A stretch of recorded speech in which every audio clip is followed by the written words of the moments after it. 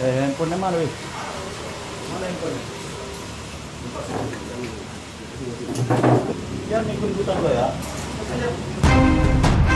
Pencuri telepon genggam ini langsung disergap polisi saat tengah makan di sebuah warung di Jalan Mara Rusli, Asahan, Sumatera Utara. Pelaku DPM ditangkap usai mencuri ponsel seorang wanita, korban kecelakaan lalu lintas. Pelaku mengambil kesempatan mencuri telepon genggam korban yang terjatuh. Korban kemudian membuat laporan polisi dan berhasil mengidentifikasi wajah pelaku. Atas perbuatannya, pelaku terpaksa mendekam di sel tahanan Mapolres Asahan. Sedang mengalami kecelakaan lalu lintas dan pada saat itu beberapa orang ikut membantu.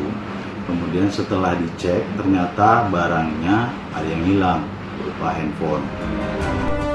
Sebelumnya aksi pelaku terekam kamera CCTV saat mencuri telepon genggam seorang wanita yang menjadi korban kecelakaan lalu lintas. Saat kejadian, pelaku bersama warga lainnya berusaha menolong korban. Namun pelaku mengambil kesempatan mencuri telepon genggam korban yang terjatuh. Dari Asahan, Sumatera Utara, Lil Amri melaporkan.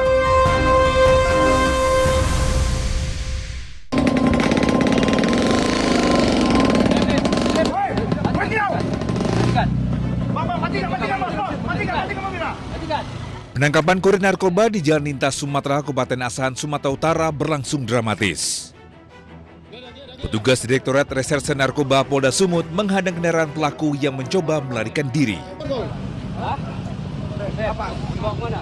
Mobil pelaku yang terjebak kemacetan membuat petugas dengan cepat menghentikan laju kendaraan.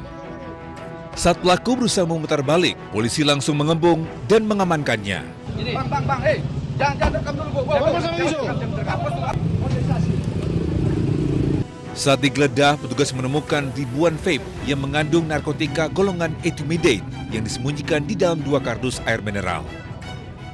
Untuk pelaku yang kita amankan sejauh ini masih 1 orang, yaitu berinisial R. Dari hasil interogasi terhadap pelaku diketahui bahwa barang ini baru tiba di perairan timur Sumatera Utara yang kita duga berasal dari Malaysia, jaringan Malaysia.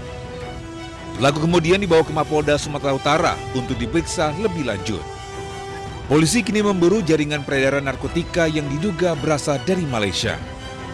Dari Medan, Sumatera Utara, Aminur Rashid, iNews melaporkan.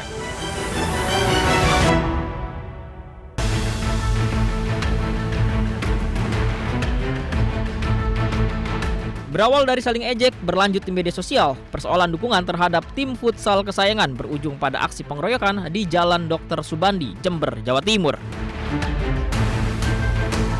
Korban bertemu dengan 5 pemuda yang diduga tidak mendukung tim futsal yang sama dengannya.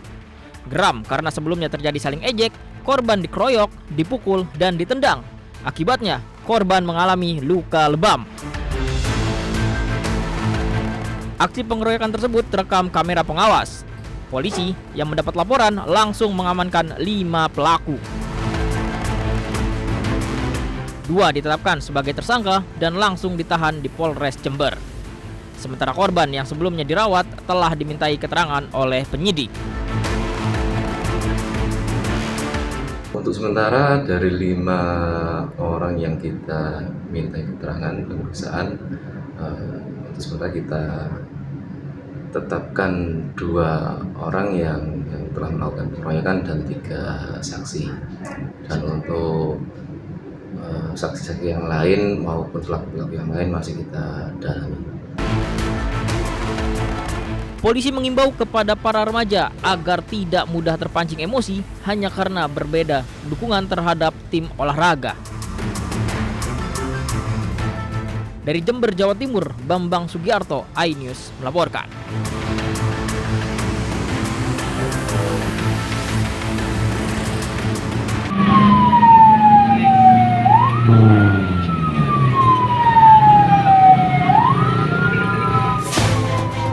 Sebuah truk box terbakar di depan sebuah minimarket di Desa Bojong, Magelang, Jawa Tengah.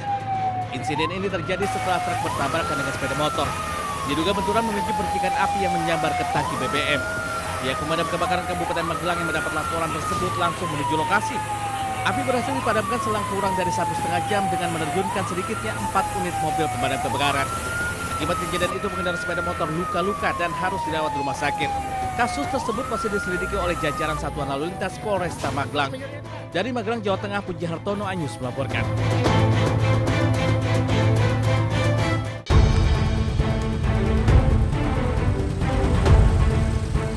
Kecelakaan tunggal terjadi pada sebuah truk box di Jalan Raya Karanggede, Kota Salatiga, Kabupaten Semarang, Jawa Tengah. Sebuah bengkel rusak berat dengan beberapa kendaraan juga mengalami kerusakan yang cukup parah. Kecelakaan bermula saat truk box yang melaju dari arah Klego, Kabupaten Boyolali menuju Kota Salatiga yang sedang tidak membawa muatan. Jalan menanjak di Dusun Bawangan, Desa Reksosari, Kecamatan Suruh, tidak kuat menanjak dan akhirnya truk ini mundur hingga menabrak sebuah bengkel motor. Benturan keras mengakibatkan bagian bangunan bengkel mengalami kerusakan parah. 4 sepeda motor yang berada di lokasi juga rusak. 2 orang yang ada di lokasi kejadian juga mengalami luka-luka hingga harus dilarikan ke rumah sakit. Jalan aja itu kompresornya langsung anginnya hilang. Berarti udah nanjak lagi?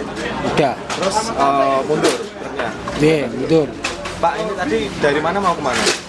Dari Klego mau ke Vitalis Salatiga. Pak, ini kosong muatannya apa? Kosong. Selain menghancurkan bangunan bengkel, kecelakaan ini juga mengakibatkan bagian kabin dan belakang truk mengalami kerusakan.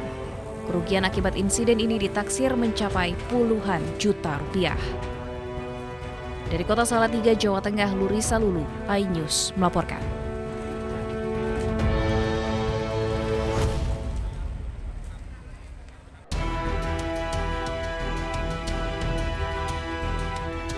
Ugro Seno tiba di Mabes Polri sekitar pukul 9 pagi tadi. Dirinya datang untuk menjelaskan yang ia tahu. Ia mempertanyakan dasar hukum penyelidikan kebijakan yang sudah lewat lebih dari 15 tahun. Nama Ugro Seno dikaitkan dalam kasus ini lantaran menjabat sebagai Kepala Lembaga Pendidikan dan Pelatihan Polri saat proses hibah dan pengadaan lahan berlangsung pada 2011. Ugro Seno menegaskan dirinya hanya melanjutkan kebijakan yang sudah ada. Kalau 2011 kan berarti harus ada hasil pemeriksaan Irwasum. Ya kan? Tapi dasarnya di situ pakai LI, laporan informasi. Nah, kalau dugaan tidak pidana, kalau internal Polri ya harusnya berangkatnya dari Irwasum memeriksa biasanya gitu kan. BPK juga tidak ada temuan. BPK menilai Polri mulai 2011 pun WTP. Wajar tanpa pengecualian. Nah ini 2011 bisa dicari pakai LI. Nah kalau semua Kapolda, Kapolri, Pak Hugeng sekali dicarikan LI gimana nanti? Itu aja sih. Nah, saya karena diundang ya saya jelaskan aja. Apa klarifikasi yang dibawa? Hah? Dokumen apa yang dibawa gitu untuk klarifikasi? Semua ada panitianya, saya nggak tahu apa-apa. Saya Kalemdik, ya kan? Panitia pengadaan pembelian tanah, Brigjen katanya sudah meninggal ya, nggak tahu nanti gimana nih. Semua itu kan ada panitianya. Apalagi itu, Pak?